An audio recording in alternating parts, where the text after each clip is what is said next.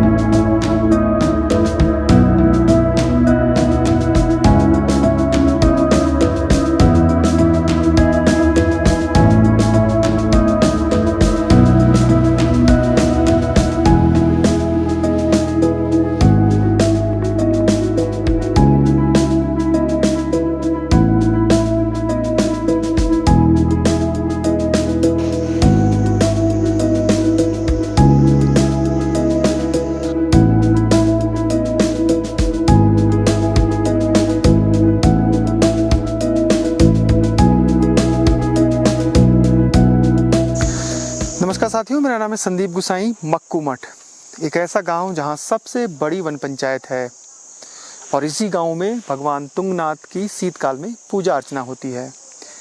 यहां चिड़ियों का एक ऐसा संसार है जो आप एक बार यहां आएंगे तो शायद आप जो चिड़ियों की दुनिया है उसमें खो जाएंगे। तो उसी गाँव में चलते हैं और बताते हैं आपको बर्ड वॉचिंग की बारीक जानकारियाँ।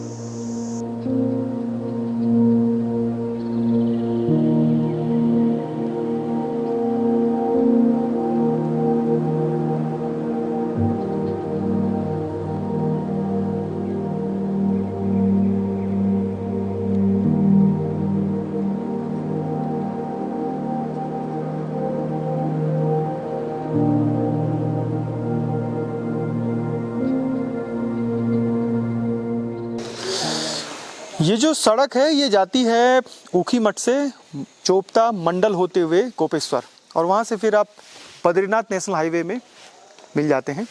और विंटर डेस्टिनेशन जो चोपता तुंगनाथ में बहुत भीड़ होती है तो यही रास्ता जाता है। तो यहाँ पर हम थोड़ी देर के लिए रुके हैं, नाश्ता करेंगे। नाश्ता करने के बाद फिर बढ़ेंगे आगे मक्कू मठ के लिए। तो जब चोपता तुंगनाथ की तरफ आप आते हैं तो छोटी छोटी ढाबा, रेस्टोरेंट, रहने के लिए जगह बहुत मिल जाती हैं और अच्छा भी लगता है कि नेचुरल पूरा चारों तरफ जंगल ही जंगल है। चिड़ियों की आवाज़ अभी सुनाई दे रही है। थोड़ी देर नाश्ता करते हैं फिर आगे बढ़ते हैं।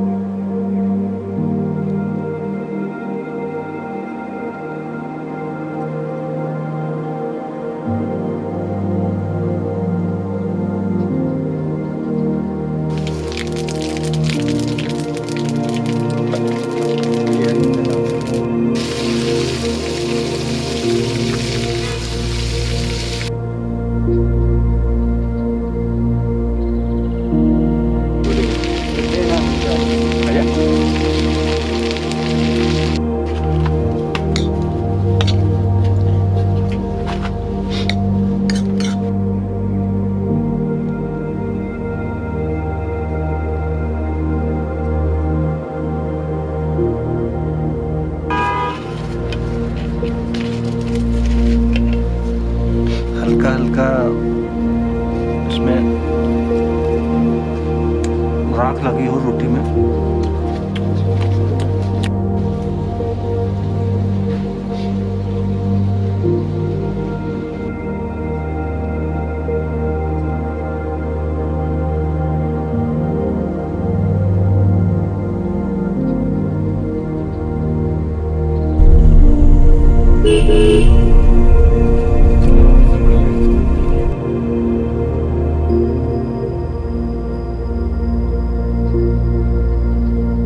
उत्तराखंड में एक से बढ़कर एक फॉरेस्ट के क्षेत्र हैं और जो चोपता तुंगनाथ का इलाका है वो भी जाना जाता है फॉरेस्ट के लिए। तो यहाँ पर जो वन पंचायत है, और इतनी बड़ी वन पंचायतें में उत्तराखंड में बहुत कम है।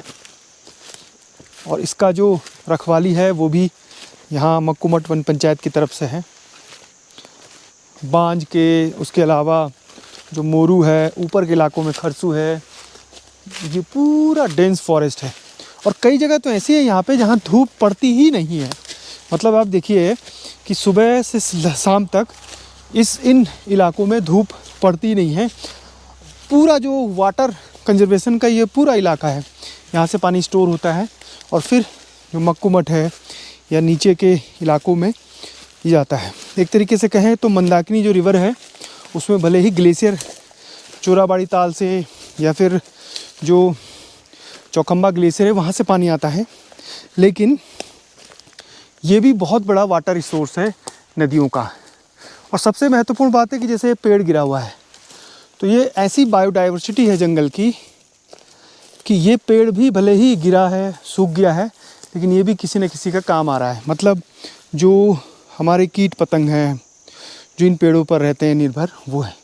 तो जंगल का पूरा एक इकोसिस्टम है। जंगल की पूरी एक सर्किल होती है। पेड़ छोटा होता है, बड़ा होता है, उसके बाद वो गिर जाता है। तो कुछ पेड़ की लकड़ियाँ जो स्थानीय लोग हैं वो यूज़ करते हैं और कुछ जो पेड़ हैं वो ऐसे ही रहते हैं। चारों तरफ जंगल को देखकर जब आप इसमें चलेंगे तब आपको महसूस होगा कि जंगल हमारे लिए, ह्यूमन के लिए या पूरी इकोसिस्टम के लिए कितना महत्वपूर्ण है।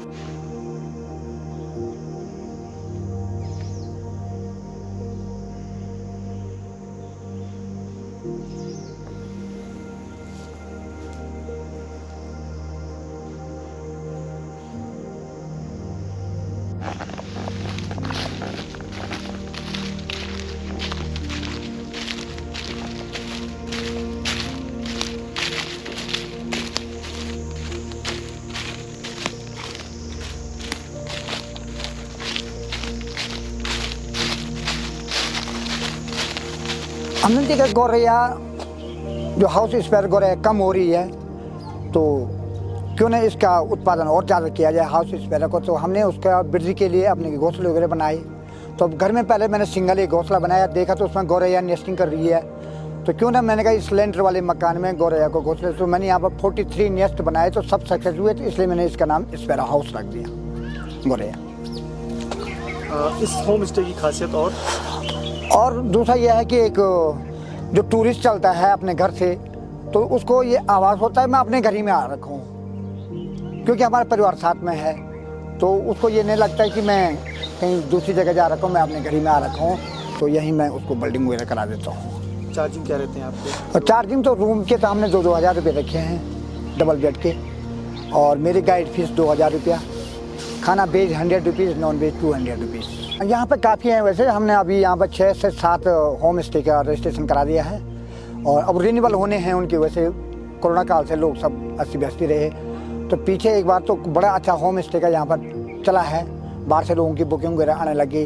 तो बीच में कोरोना काल ने सबको जो है अस्त व्यस्त कर दिया, तो इसलिए जो है कम ही लोग आ रहे हैं। अभी जो केदार और बद्रीनाथ जी का बीच तीर्थ स्थान था, तो इसलिए चोपता से लोग उधर ही से केदारनाथ से चोपता, चोपता से बद्रीनाथ निकल जाते थे। अब इसके बाद इस रूट पे कुछ नहीं था।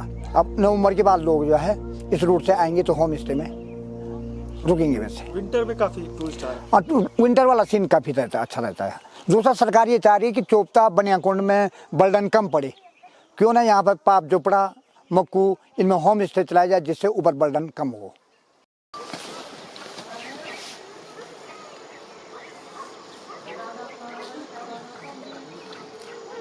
हम जब पहाड़ों में किसी भी गांव में जाते हैं तो उस गांव की जानकारी अगर ना मिल पाए, वहाँ के जो बर्ड्स हैं, वहाँ का जो फ्लोरा फोना है, वहाँ का जो लैंडस्केप है, या वहाँ की जो छोटी छोटी कहानियाँ हैं, तो उस गांव में वक्त बिताने के बाद भी कुछ अधूरा सा लगता है। लेकिन मक्कूमठ में ऐसा नहीं है। और मक्कूमठ गांव के लिए ये बड़े सौभाग्य की बात है कि यहाँ पर विश्व प्रसिद्ध बर्ड वाचर यशपाल सिंह नेगी है। 2009 में जब मैं न्यूज़ चैनल में काम करता था तब मैंने उन पर एक स्टोरी बनाई थी, और आज भी उनका ज्ञान वैसे ही एकदम शार्प है। चिड़िया की आवाज़ से वो पकड़ लेते हैं कि कौन सी चिड़िया है, उसका वैज्ञानिक नाम। अब चूँकि होम स्टे का प्रचलन है इसलिए उन्होंने होम स्टे भी खोला है। तो ये होम स्टे हैं, तो आपने हर कमरे में एक तस्वीर लगाई है चिड़िया की। हाँ, बर्ड वाचर आते हैं तो उनको तो चिड़िया ही चाहिए हाँ। ना, तो चिड़िया तो वो देख लेते हैं यार ये चिड़िया कहाँ मिलेगी, तो बता देता हूँ भाई यहीं पर जो मक्कूमठ में मिलेगी। इसमें नीलतवाई इसमें लगा है, उसमें मोनाल लगा है, उधर चीर फिजन लगा है, और बाहर बहुत सारी ये बर्ड्स मैंने जो लगाए थे ना, इनका कलर थोड़ा फेल हो गया। वैसे ये मेरे 300 पुरानी है ये। 300 बर्ड्स एकदम कंप्लीट कर रहे हैं। आपके पास 4 रूम है? 4 रूम है जी। पर पर्सन आप लेते हैं रूम के हिसाब से? रूम के हिसाब से 2000 रुपये रूम का लेते हैं हम। एक रूम में 2 लोगों के ऑक्यूपेंसी? जी हाँ, डबल बेड का। तो ये मान के चलिए कि एक रूम में 1000 रुपया पर पर्सन हुआ। हाँ जी हाँ। उसमें मील इंक्लूड है? हाँ, ना हम उसमें मीन ना एयरपोर्ट से टूरिस्ट को उठाते हैं। एक कंप्लीट पैकेज देते हैं? पैकेज देते हैं 20,000 रुपीज़ पर हेड। पर हेड। और वो 6 डे का प्रोग्राम रहता है वो देहरादून तो देहरादून। हाँ जी, 2 दिन अगर आप लग जाते हैं, 4 दिन बर्ड वाचिंग को पसंद करते हैं, लव करते हैं चिड़ियों को पसंद देखना, तो जो यशपाल नेगी जी आपके लिए परफेक्ट है। थोड़ा होम स्टे का जो रूम है उसके बारे में और जानकारी देते हैं। ये डबल ऑक्यूपेंसी है जैसे उन्होंने बताया भी। तो एक बेड ये है और एक बेड ये है। कोशिश उन्होंने की है क्योंकि वो इस फील्ड के बहुत पुराने आदमी हैं, तो नीट एंड क्लीन है। और उसी का अटैच यहाँ पर ये बाथरूम है, वेस्टर्न कमोड है, गीजर लगा हुआ है, चारों तरफ साफ सफाई है। और उसके बाद जब मक्कूमठ आप आते हैं यहाँ रात्रि विश्राम करते, सुबह अर्ली मॉर्निंग उठिए और निकल पड़िए अपना कैमरा लेकर यशपाल नेगी जी के साथ चिड़ियों के अद्भुत संसार में। हम भी सुबह और शाम चिड़ियों की थोड़ी मूवमेंट रहती है तो अब निकलते हैं उनके साथ जंगल की तरफ।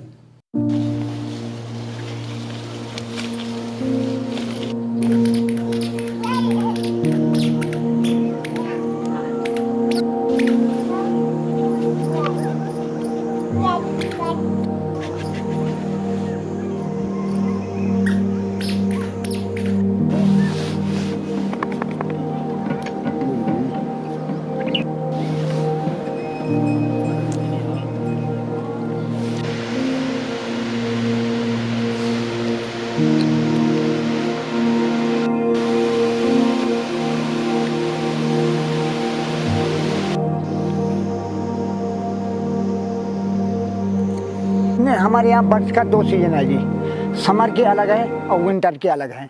विंटर का सबसे बेस्ट ये है कि जैसे स्नो पार्टीज है, चाहे तुंगनाथ में 10 फीट बर्फ़ गिरे वो तुंगनाथ से नीचे आता ही नहीं है। मोनाल है, मोनाल पूरा हिमालय में सबसे अच्छी फोटोग्राफ्स या मोनाल देखने के लिए सबसे ज़्यादा जो प्लेस है वो है चोपता तुंगनाथ। कोकलास फीजेंट है, कलीज फीजेंट, और ये जितने भी हिमालय बर्ड्स है, टिट वगैरह हैं, वाइट थ्रोटेड टिट है, रूबर विंटेड टिट है, रूबर नेप टिट है, ये सब चोपता और तुंगनाथ के बीच में अच्छी प्रकार में मिल जाती है। वाइट ब्रो फुल बेटा, तो ये हिमालय बर्ड्स के लिए सबसे बेस्ट जो अच्छा प्लेस है वो है चोपता और तुंगनाथ का, जो केदारनाथ वाइल्ड लाइफ सेंचुरी में पड़ता है। और फिर क्या है कि अभी आप फ्लाई कैचर देखेंगे, केवल हमें एक ही फ्लाई कैचर में, rufous gorgeted fly catcher. Summer में नीचे फुटिल से बहुत सारी फ्लाई कैचर हमारे पास, snow blue fly catcher, ultramarine fly catcher, slaty blue fly catcher, verditer fly catcher, Asian paradise fly catcher, ये सारी फ्लाई कैचर ब्रीडिंग के लिए हमारे पास पहुंच जाती हैं। क्यों आती हैं उस टाइम फ्लाई के और भी जगह पर हमारे पास सूट, किरमोड़, काफल की काफ़ी मात्रा में खाने को उनको उपलब्ध होता है, इसे नेस्टिंग के लिए ज़्यादा चिड़िया यहाँ आती हैं। क्या बर्ड और जो जंगल है उस पर खतरा भी मंडरा रहा है कुछ किसी तरीके का भी? अब देखो, जो सबसे इनके जो बर्ड्स का दुश्मन है वो है हेलीकॉप्टर। ये घोंसले में बैठते हैं और हेलीकॉप्टर उड़ता है तो ये घोंसला एकदम छोड़ के भाग जाती हैं। फिर देखो दूसरा हेलीकॉप्टर आ जाता है, वो बैठते हैं तो तीसरा आ जाता है, वो बैठते हैं चौथा आ जाता है।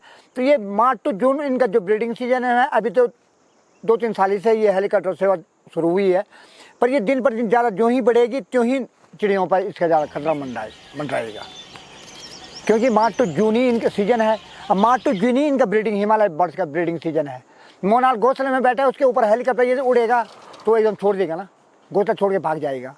तो जितना कम वो हैच करेगा तो उतना पता नहीं वो सक्सेस होता नहीं होता घोंसला। ये तो मानव ने जो उनके हैबिटेट में बहुत बहुत ज़्यादा खतरा है ज़्यादा। तो आप मानते हैं कि बर्ड वाचिंग के लिए सर्दी और गर्मी दोनों हाँ, समय हमारे यहाँ सर्दी अच्छी है ना, क्योंकि वो हेलीकॉप्टर सेवा बंद हो जाती है तो देखने के लिए अच्छा है। पर ब्रीडिंग जब होगा तभी हम देख पाएंगे ना उसको। अब ब्रीडिंग में उसका खतरा यदि ज़्यादा हो गया तो कल के दिन देखना मुश्किल हो जाएगा ना, तो मोनाल के दर्शन होने भी मुश्किल हो जाएंगे, क्योंकि तो वो हैची अंडे को सेक ही नहीं पाएगा। क्या बच्चे निकल ही नहीं निकलेंगे जब बच्चे, तो उतना ज़्यादा खतरा हो जाएगा।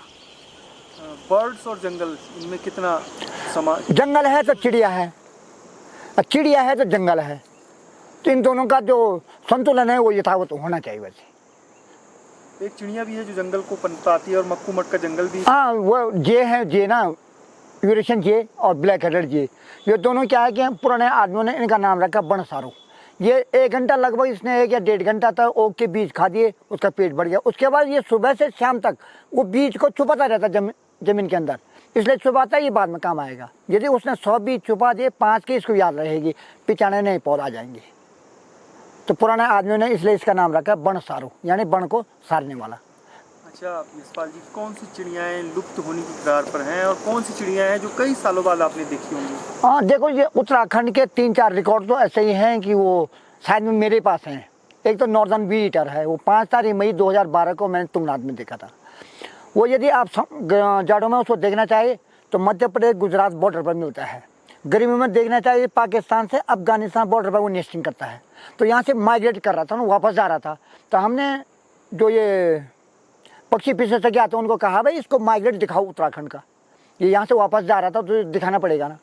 नंबर 2, एक इंडियन डिजर्ट वार्बलर है, वो प्लेन्स की चिड़िया है, पर हमें चोपता में मिल गया। तो हमारे पास रिकॉर्ड है कि चोपता में वो मिला, तो उसको भी आपको दिखाना पड़ेगा ना, उत्तराखंड में ये मिला है। जैसे आशी उड पिजन है, एक कबूतर है, वो इन्होंने मैप में दिखाई नहीं रखा, यहाँ मिलता है, वो नॉर्थ ईस्ट में दिखा रखा है, जबकि उसको 21-22 साल से हम कंटिन्यू सारे फोटोग्राफर बर्ड वॉचर को दिखा रहे हैं।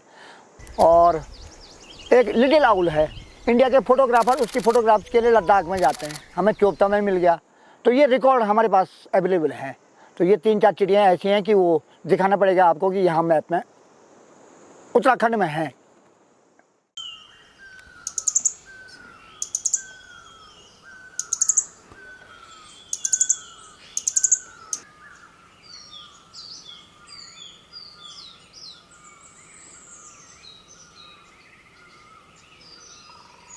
नहीं, अब खतरा तो पनप रहा है ना। अब मैंने उसका सब मेन खतरा बताया हेलीकॉप्टर से, क्योंकि उनको वो अंडे सेकने का टाइम ही नहीं मिल रहा है। वो यदि घोंसले में बैठा है तो ऊपर हेलीकॉप्टर उसी के ऊपर से उड़ रहा है, हेलीकॉप्टर जो ही उड़ा तो उन्होंने घोंसला छोड़ के भाग गई। अब पता नहीं उसके बच्चे सक्सेस हुए या नहीं हुए, तो ये तो अब आने वाला समय बताएगा ना। धीरे धीरे जब ये चिड़िया विलुप्त हो जाएंगे तब जाके पता चलेगा यार हमने ये सेवा करनी चाहिए थी या नहीं करनी चाहिए थी।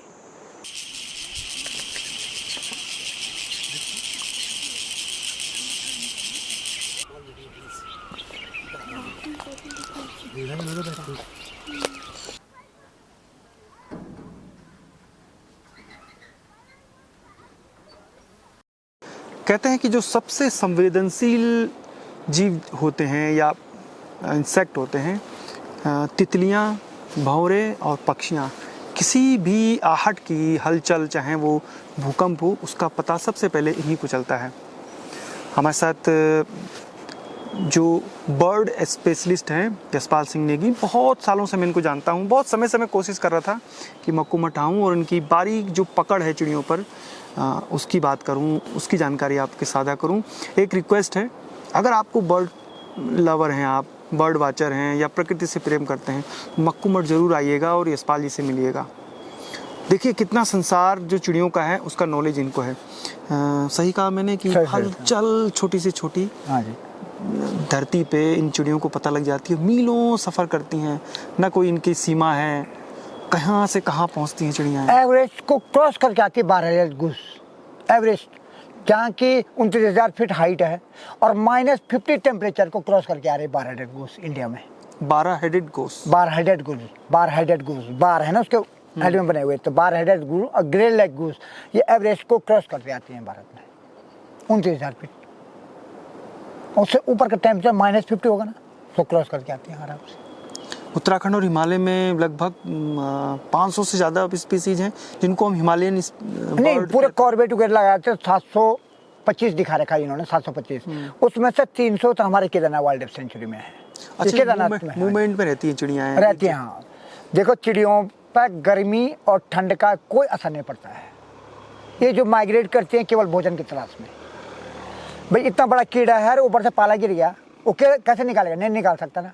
तो जो चिड़ियाएँ माइग्रेट करती हैं केवल भोजन की तलाश में, इन पर गर्मी और ठंड का कोई असर नहीं पड़ता है। गर्मी ले भी सकते हैं और गर्मी छोड़ भी सकते हैं। इनके जो पंख है ना कुचालक है, ले भी सकते हैं छोड़ भी सकते हैं। तो ये जो माइग्रेट करती हैं चिड़ियाएँ केवल भोजन की तलाश में। अब तुंगनाथ में golden bush robin, Himalayan blue tail, उसका पुराना नाम था ऑरेंज फ्लैंक बुश रॉबिन, ये नेस्टिंग वहाँ करती हैं और आजकल यहाँ पहुँच गई है। उसका कारण है बड़ा बड़े कीड़े हैं वहाँ पर, पाला गिर गया ना, और पाले के नीचे कीड़ा दब गया तो कैसे नहीं निकाल सकता, मार भी देता है, मार भी देता है, तो वो खाने को यहाँ पहुँच जाते हैं।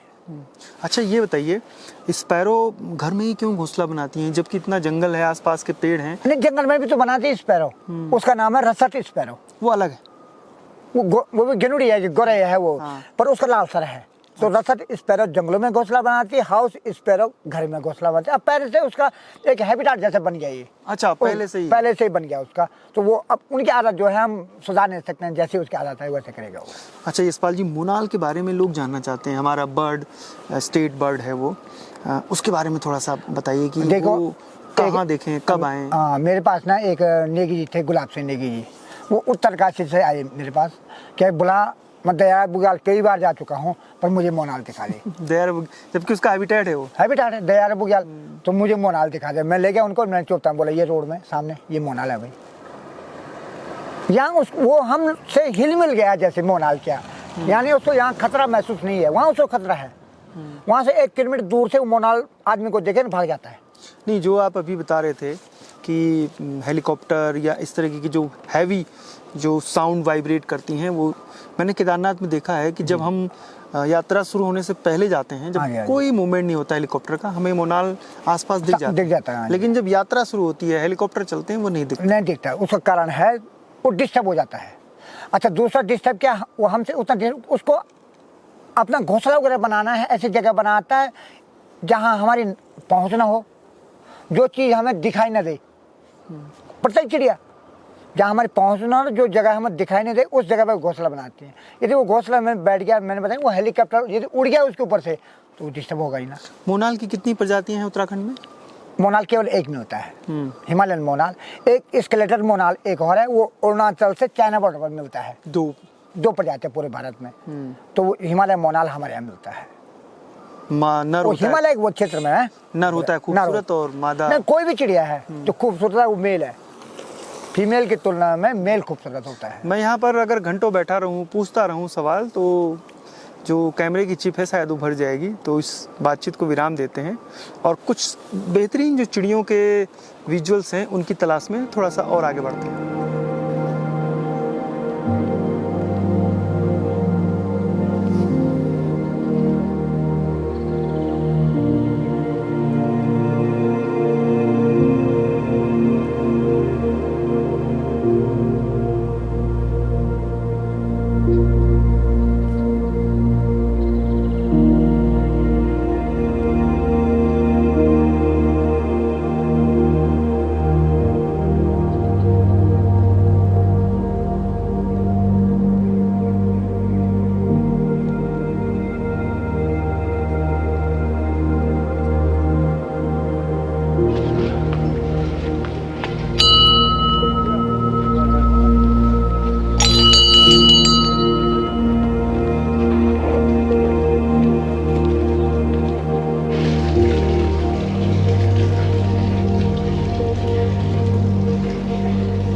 पंच केदारों में तृतीय केदार हैं भगवान तुंगनाथ, जहाँ पर बाहुओं की, भुजाओं की और यानी हृदय की पूजा होती है। और कपाट नवंबर में बंद होते हैं और अप्रैल अंतिम में या मई फर्स्ट वीक में कपाट तुंगनाथ भगवान के खुलते हैं। वैसे तो तुंगनाथ इजीली अप्रोचेबल है, कपाट बंद होने के बाद भी। विंटर में जब बर्फ़ पड़ती है तो तुंगनाथ ट्रैक में और चंद्रशिला बहुत सारे लोग जाते हैं, ख़ास तौर पे जो स्नो के शौकीन हैं, बर्फ़ के शौकीन हैं और बर्ड वाचिंग के। मक्कू मठ वो स्थान है जहाँ पर केदार जो तृतीय केदार हैं उनकी शीतकाल में पूजा अर्चना की जाती है। मक्कू गांव है और मक्कू गांव अपनी खेती बाड़ी के लिए और जो वन पंचायत है, जंगल है, उसके लिए भी जाना जाता है। जब भी आप तुंगनाथ आएँ तो मक्कू मठ गांव जरूर आएँ, यानी मक्कू गांव जरूर आएँ, क्योंकि यहाँ की ग्रामीण जो झलकियाँ हैं आपको उसको देखकर, उनके बीच रहकर आपको उत्तराखंड की जो ग्रामीण जीवन शैली है उससे आप रूबरू हो जाएंगे।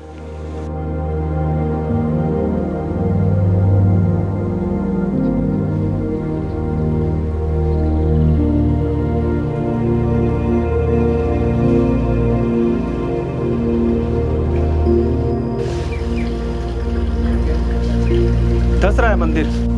चिड़ियों की दुनिया अपना एक अलग ही आकर्षण है और जो इसके शौकीन होते हैं वो बखूबी जानते हैं कि एक चिड़िया के दीदार करने के लिए कभी कभी एक एक दिन, पूरा जो हफ्ता है वो निकल जाता है। और उत्तराखंड हिमालयन बर्ड्स के लिए फेमस है, तो पूरी दुनिया से जो बर्ड वाचर हैं वो यहाँ आते हैं और मक्कू इसका सेंटर प्लेस है, क्योंकि यहाँ पर बहुत सारी चिड़ियाँ ऐसी हैं जो और इलाकों में नहीं दिखती। मोनाल यहाँ बहुत आसानी से देखा जा सकता है और इन सब की धुरी है यशपाल नेगी। यशपाल जी ने पूरा जीवन ही चिड़ियों के लिए समर्पित कर दिया है। तो उनके होम स्टे में रुककर आप जो चोपता का जंगल है उसमें इंटर करके चिड़ियों का जो संसार है उनकी जो बारीक जानकारियाँ हैं वो उनसे ले सकते हैं। ये जानकारी पूर्ण वीडियो आपको कैसा लगा हमें ज़रूर बताइएगा। सिलसिला आगे भी जारी रहेगा। जय नंदा, जय हिमाल। बोलो। ओम भूर्भुवः स्वः तत्सवितुर्वरेण्यं भर्गो देवस्य धीमहि धियो यो न प्रचोदयात्। ओम भूर्भुवः स्वः तत्सवितुर्वरेण्यं भर्गो देवस्य धीमहि धियो यो न प्रचोदयात्। से नाम बताओ। प्रिंस, राधा, कैया, शिवम। प्रिंस दो नाम है? अच्छा, बड़ा कौन है? तीन। अच्छा, 3 प्रिंस हैं। गांव का नाम बताओ। हमारे गांव का नाम मक्कू मठ है। अच्छा, क्या है आपके गांव में? मक्कू मठ है ना। कौन से भगवान रहते हैं वहाँ पे? तुंगनाथ भगवान, तुंगनाथ भगवान। चलो, भारत माता की जय।